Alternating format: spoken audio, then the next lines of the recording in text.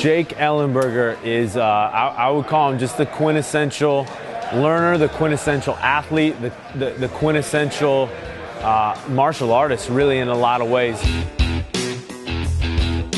Who Jake is outside of fighting, outside of this, is a person that wants to be built for others, that wants to be a person that's there, that aspires other people to be who really they're supposed to be. And you know, this fighting aspect for Jake is a small portion of who he is and what he does. Even if I wasn't fighting, if I took my career and everything away from, you know, Jake as a person, I would still be the same guy. I would still treat people the same way.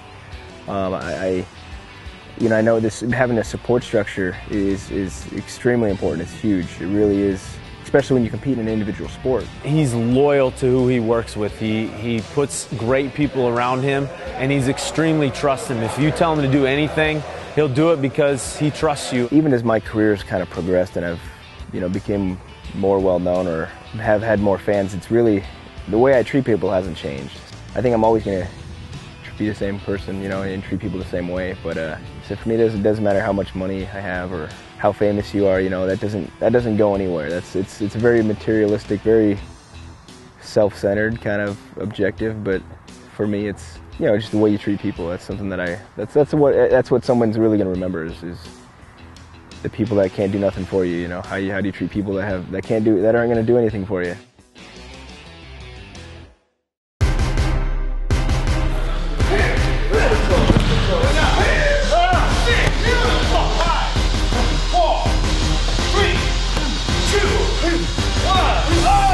Being a cerebral fighter, it can definitely be a blessing and a curse at the same time. So it's good to always be able to be aware of what's going on and being able to make adjustments during the fight, and just during my career. You know, what we need to work on, things to focus on, strategy, that kind of thing. But at the same time, you can't overthink things. It's going to be like you start to obsess, you start to dwell on small things, and it's like, you know, keeping that focus, the light at the end of the tunnel is really, and looking at the big picture. But you know, for me, it's always been a blessing. I've been able to take the good with the bad and move forward.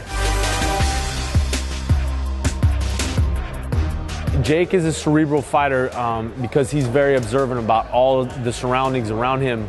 And so when we talk about him being that cerebral fighter, he puts himself in very hard, tough situations. We call it stress inoculation training. We make him as uncomfortable so he gets used to it. So then when he's in the middle of the fight, it's just he can have peace in the middle of that kind of storm, and he can see things very clearly. And we just want him to have a very myopic focus on what his opponent is doing and how he can beat him.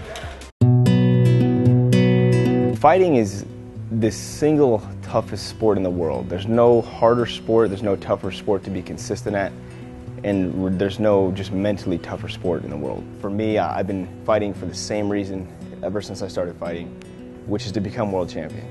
Being a champion to Jake Ellenberger is why he does what he does. You know, we don't fight for second place. He doesn't train just to be good. He trains to be the best. You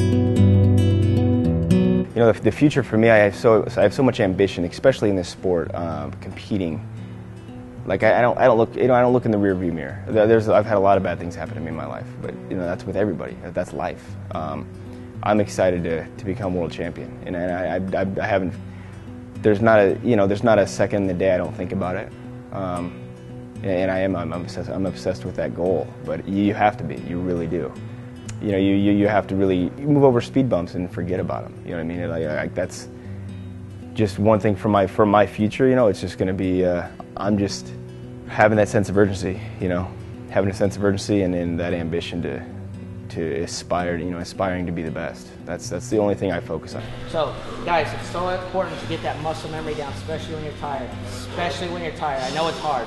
Trust me, I know it's hard. That's when it matters most. Yeah, when you're tired. Exactly. Depending on what you focus on, if you're going to focus on losing or what happened, or you know, you can always do that. That's easy.